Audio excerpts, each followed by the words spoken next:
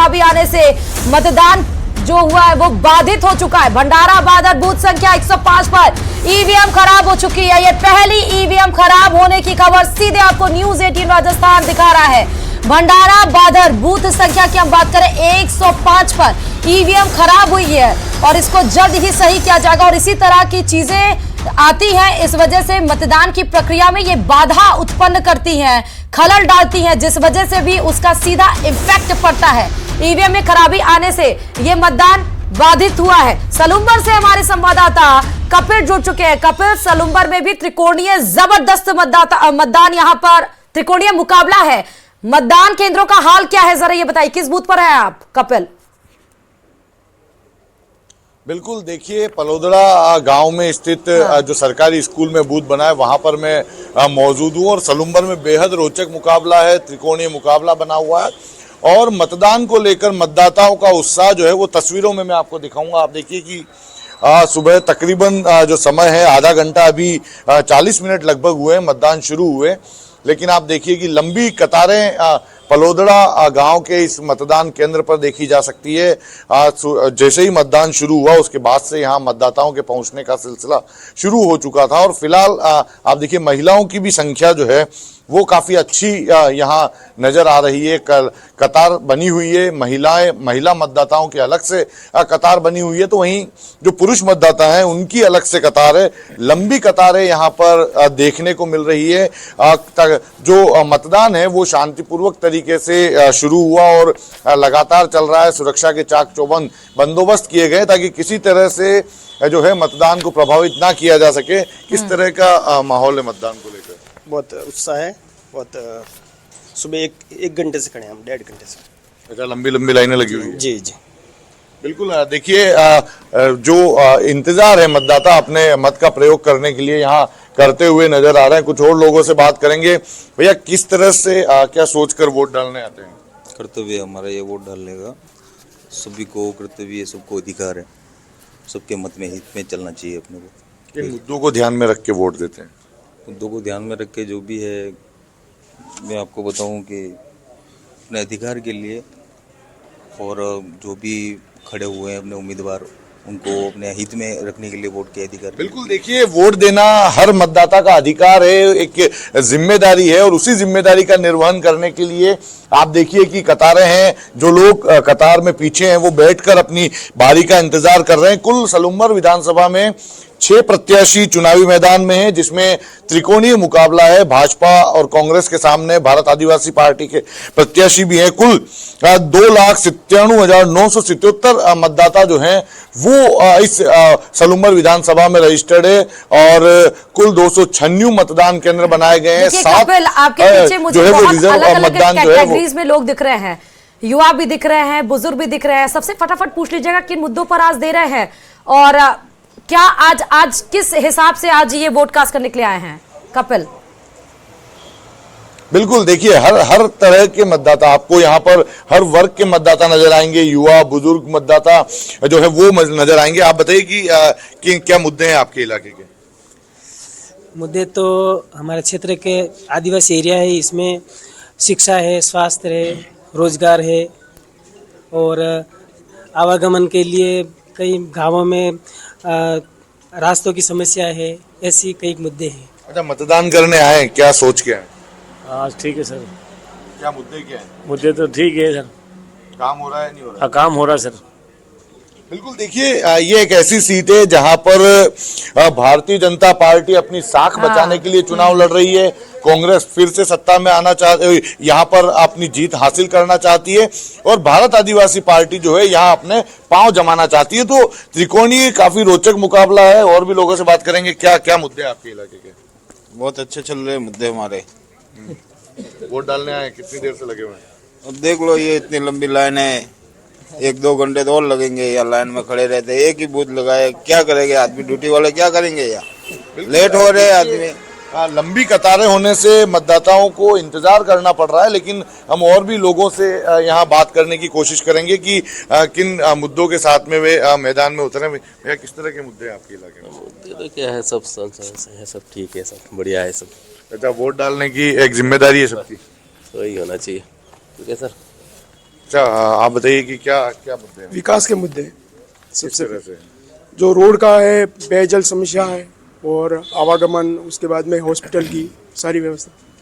ठीक आदिवासी है। अंचल के युवाओं के लिए किस तरह से काम हो रहा है? काम तो कुछ हो नहीं रहा है, तो पॉलिटिक्स ठीक है। सलूम्बर हॉट सीट भी है क्योंकि बीजेपी, बीएपी और कांग्रेस, और साग बचाना है बीजेपी को, अपने लिए रास्ता खोजना है कांग्रेस को, और बीएपी के अलग अपने हैं आदिवासी बहुल क्षेत्र है। खिमसर से महेंद्र हमारे साथ जुड़े हुए हैं। कपिल, मैं आपकी तरफ रुख करूंगी दोबारा, लेकिन खिमसर में अभी क्या है, क्योंकि देखा जाए तो सबसे ज्यादा उत्साह नजर आ रहा है दौसा में, उसके बाद खिमसर कहीं ना कहीं नजर आ रहा है। महेंद्र, क्या हाल है? और रेवंत राम डांगा से तो आपने बात भी की अभी। बिल्कुल, देखिए खिमसर में बूथों पर भीड़ लगनी शुरू हो गई है। हमारे साथ नौजवान मतदाता है। किन मुद्दों पर वोट डाल कर आयो? विकास के मुद्दे पर वोट डाल दिया, दिखाओ तो उंगली। वोट डाल दिया। बिल्कुल, देखिए वोटर ने अपना वोट डाल दिया, विकास के मुद्दे पर वोट डाला है। इस क्षेत्र में किस तरह के विकास की जरूरत महसूस की जा रही है? बिजली, पानी, शिक्षा। और हुए काम? हाँ, थोड़े बहुत हुए। और किस तरह की जरूरतें महसूस की जा रही है क्षेत्र में? पानी की, पानी और बिजली यहाँ का हमेशा से खिमसर का बड़ा मुद्दा रहा। नौजवान है, आपके भी इस तरह की हाँ जी सर, वोट डालने जा रहे हो? जा रहे हैं जी, वोट डालने। तो आप किन मुद्दों पे वोट डाल रहे हो? डांगा साहब। अच्छा, तो ये बीजेपी को वोट डाल रहे हैं, कह रहे डांगा साहब पे डाल रहे हैं। इसी तरीके से महिलाएं हैं। भाई जी, वोट डाल दियो? डालन आयो? कहीं देकर वोट दो? मिनक देकर फूल राम। तो ये महिलाएं हैं जो फूल देकर है। तो सासू और बहुएं जब साथ आती है तो कल्चर है यहाँ का, बहुएं ज्यादा बोलती नहीं है, घूंघट में है। महेंद्र वहीं से बात कर सासू माँ ने बता दिया कि हाँ, सब सासू भिड़नी हो। तो ये बहुएं हैं और सासू वोट डलवाने के लिए परिवार से सब लोग एक साथ ही आते हैं। इसी तरह का कल्चर है ये मारवाड़ में। हाँ। और अब वोट डालने के लिए जा रहे हैं। तो बुजुर्ग महिला ने महेंद्र, क्योंकि बता दिया कि वो क्या करने वाली है। तो इस तरह 2023 में वोटिंग कास्ट परसेंट था 73.49%।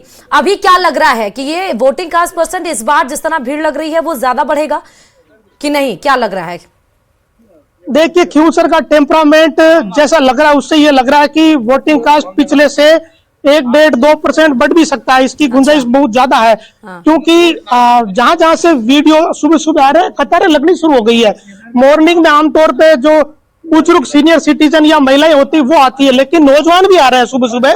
तो तीनों तरह के वोटर आ रहे हैं।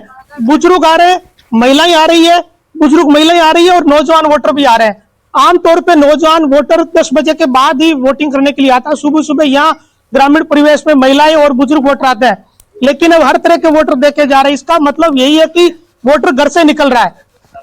और ग्रामीण क्षेत्र में एक गांव में 2,500-3 हजार इस तरह के वोट होते हैं, लेकिन फिर भी अगर भीड़ आ रही है तो इसका मतलब मैं महेंद्र आपके पास लौटूंगी। सलूम्बर रुक कर लेते हैं। कपिल हमारे साथ जुड़े हुए हैं सलूम्बर की। देखिए कपिल, आपसे बात भी हो रही थी और लोगों से भी बात करते जाइएगा कि इस बार उनकी पसंदीदा पार्टी क्या बनी है? क्या राष्ट्रीय मुद्दे इस बार हावी हैं या लोकल मुद्दे पर वो इस बार वोट दे रहे हैं? डबल इंजन की सरकार पसंद की जा रही है या विपक्ष? देखिए, सलूम्बर में उपचुनाव इसलिए हो रहे हैं क्योंकि यहाँ जो विधायक थे अमृतलाल मीणा, उनका निधन हो गया और लगातार 3 बार से वो सलूम्बर विधानसभा क्षेत्र में जीत हासिल करते आए थे। ऐसे में बीजेपी यहाँ पर लगातार मजबूत स्थिति में बनी हुई थी, लेकिन अब जो अमृतलाल मीणा दिवंगत विधायक थे, उनकी पत्नी शांता देवी मीणा को बीजेपी ने चुनावी मैदान में उतारा। हालांकि आप देखिए कि शांता देवी मीणा का जो वोट कास्ट करने का जो विधानसभा क्षेत्र है वो सलूम्बर नहीं आता, तो वो खुद अपने आप को यहाँ वोट नहीं दे पाएगी। दूसरी ओर यहाँ कांग्रेस की स्थिति की अगर बात करें तो रेशमा मीणा को चुनावी मैदान में उतारा। रेशमा मीणा पूर्व में कांग्रेस से बगावत करते हुए बागी प्रत्याशी के तौर पर रघुवीर मीणा के सामने चुनाव लड़ चुकी थी। तो इसको लेकर रघुवीर मीणा नाराज थे। भारत आदिवासी पार्टी की अगर बात करें तो जितेश कटारा, जो कि पिछले विधानसभा चुनाव में भी यहाँ से सलूम्बर से भारत आदिवासी पार्टी के प्रत्याशी रहे हैं, तो वे उन्हें एक बार फिर से इस पार्टी ने चुनावी मैदान में उतारा। तो यहाँ जो मुकाबला है रोचक बनता जा रहा है और त्रिकोणीय मुकाबला, जो कि कड़ी टक्कर का मुकाबला कहा जा सकता है, वो सलूम्बर विधानसभा क्षेत्र में देखने को मिल रहा है। यहाँ आप देखिए कि भारत आदिवासी पार्टी की अगर हम बात करेंगे तो वो यहाँ पर अपना पैर जमाना चाहती है, क्योंकि अगर पिछले विधानसभा चुनाव की बात करें तो लगभग 24.24% जो वोट है वो भारत आदिवासी पार्टी को मिला था। हालांकि जीत भारतीय जनता पार्टी के अमृतलाल मीणा ने हासिल की थी।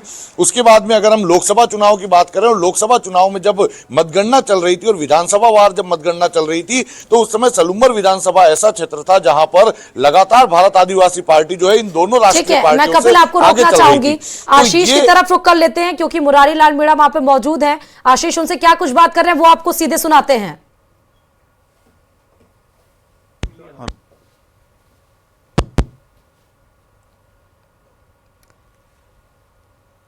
तो ये मतदान केंद्र की आप सीधे तस्वीरें देख रहे हैं। मुरारी लाल मीणा आशीष के पास हैं, लेकिन वो क्या कुछ वहां पर बोलते हैं और क्या सवाल पूछते हैं वो आपसे सुनेंगे और आज उनका रिएक्शन क्या होता है। लेकिन आप सीधे आप देखिए कि ये मतदान केंद्रों के हाल हैं और लगातार मजबूती के साथ में खड़ी हुई थी, जिन्होंने दबा के काम किया। और जनता की भावना जब होती है उसको कोई रोक नहीं सकता। जनता की भावना कांग्रेस के प्रति है और हमारे प्रति डी से बेरा के प्रति है और निश्चित हम चुनाव जीतेंगे। निश्चित चुनाव जीतेंगे। जो वर्चस्व आपने यहाँ लगातार 2 बार लगातार चुनाव जीत के बनाया, अब तीसरी बार सांसद बनकर आपने अपना वर्चस्व पूरे लोकसभा क्षेत्र में कायम किया, अब आपको क्या लग रहा है दूसरा सीट आप डीसी को चुनाव जिताएंगे और पूरा वापस आप अपना वर्चस्व कायम रख पाएंगे? देखो, मैं वर्चस्व की बात नहीं करता, वर्चस्व जनता को होना चाहिए। मैं 3 बार यहाँ से विधायक रहा हूँ, 1 बार सांसद, 1 बार बांदी से विधायक रहा हूँ और मैं लगातार जितना मेरे पे बन पाया जनता का सेवा करी है। हमारी पार्टी ने भी अच्छे काम किए हैं। हम तो ये चाहते हैं कि इस तरह की जनता की भावनाएं जो बनी रही थी 10-15 साल तक मेरे साथ में रही है, वही भावना जनता की भी बन रहे। और डीसी को भी मैं यही कहूंगा कि सब मिलकर के हम, पहले मैं यहाँ विधायक था, मैं सांसद बन गया, 1-11 होते हैं, हम दोनों मिलकर के जो भी मेरे अधूरे कार्य हैं, जो भी हमारी पार्टी के अधूरे कार्य है, कोशिश करेंगे सब कार्य पूरे हों। वो भी तो डबल इंजन की बात कर रहे हैं। ऐसा उनका डबल इंजन 100% फेल है। अपने देखो 11 महीना में क्या स्थिति हुई। अभी मुख्यमंत्री जी आए थे, रोड शो किया था उन्होंने, और मुख्यमंत्री जी कह रहे थे कि हम ERCP का शिलान्यास करेंगे। अभी कितना बड़ा असत्य है। ERCP का काम पिछले 2 साल से, जब से हमारी सरकार थी, इस प्रदेश के अंदर चल रहा है। नवनेरा डैम फिजिकल है, नवनेरा डैम करीब 70% पूरा हो गया, वो ERCP का ही भाग है। ईसरदा डैम करीब 90% पूरा हो गया, वो ERCP का भाग है। और वो शिलान्यास पता नहीं कितना करेंगे, केवल ERCP के नाम पे भ्रमित कर रहे हैं। मैं आपको बताना चाहूंगा कि हमने पूरा प्रोजेक्ट पढ़ा, इनका MOU आज तक जनता के बीच में आया नहीं। और 2,80,000 हेक्टेयर टोटल इस प्रोजेक्ट में इरिगेटेड क्षेत्र है, जिसमें आधा मध्य प्रदेश का, आधा हमारा है। हमारा जो पहले प्रोजेक्ट था उसमें जो